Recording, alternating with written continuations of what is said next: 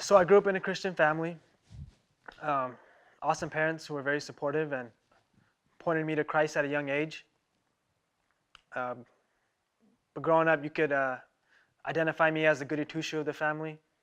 I always followed all the rules, did what I needed to do um, in an effort to please God. That was my view of Christianity. It was a list of rules, do what you have to do, follow the Ten Commandments, and that's what you got to do to make God happy. Um, I guess you could say I lived out my life out of fear of God, and that was my motivation in following the rules, because that was my view of God.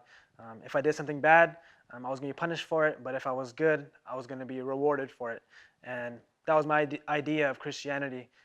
It was very religious. It was more like a religion, a set of rules. It wasn't until I was about 19 years old when I truly started to understand what Christianity is all about.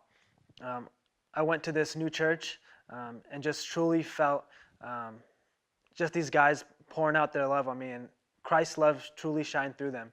And it was there where I learned that, it was through John 19, Jesus' last words on the cross. Before he died, he said, "It is finished." And when he said that, those words were so powerful to me. When he said it was finished, it was meaning that it was done. His purpose here on earth, it was fulfilled. He came to this earth to die for our sins. And it wasn't up to us. It wasn't up to us to try to measure up to that by our works. It was only through believing in him. And through his finished work on the cross, we're no longer enslaved to our sin because of his finished work, and that's how we get to heaven.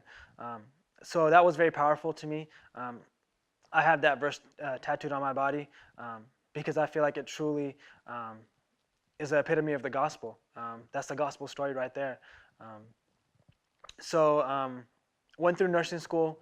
When I graduated, my plan was to work ER ICU. That's what I wanted to do. Wanted to be that cool nurse who was saving lives like those guys on Grey's Anatomy. But I ended up getting a job in pediatric mental health, working with kids that were suicidal and depressed.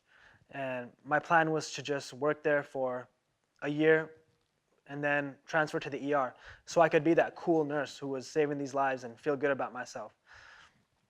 But as soon as I started working there, I realized that that was God's purpose for my life, was to bring the hope of the gospel, bring the hope of Christ to these kids in the midst of their adversity, in the midst of their depression and their suicidal thoughts. I was able to point them to the only thing that can bring them hope in such a hopeless situation. So it made me realize that that was my mission field. When you think about missionaries, you think about people being sent overseas, and that's the mission field. If you're a missionary, you're going to go overseas and you're going to work overseas in another country for Christ. But I realized that that was my mission field, was in nursing, was working with these kids and pointing them to Christ in their lowest moments of their lives. I quickly learned that that's not where my identity was found. It was not found in my career. It was not found in any type of racial background. It wasn't found in my upbringing. But nursing was just an avenue for me to be an ambassador of Christ. And above everything else, that's where my identity is found in, was being an ambassador of Christ. Same way with, God uses our passions and our talents as an avenue for us to glorify him. Same way with passion of pursuit. Joey and his talents, he's utilizing that as a stage to proclaim the gospel.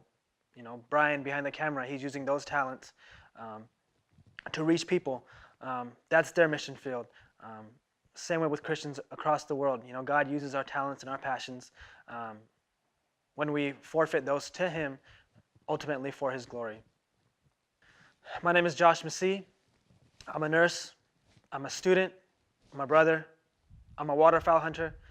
I'm Pakistani, but my true identity is found in Jesus Christ.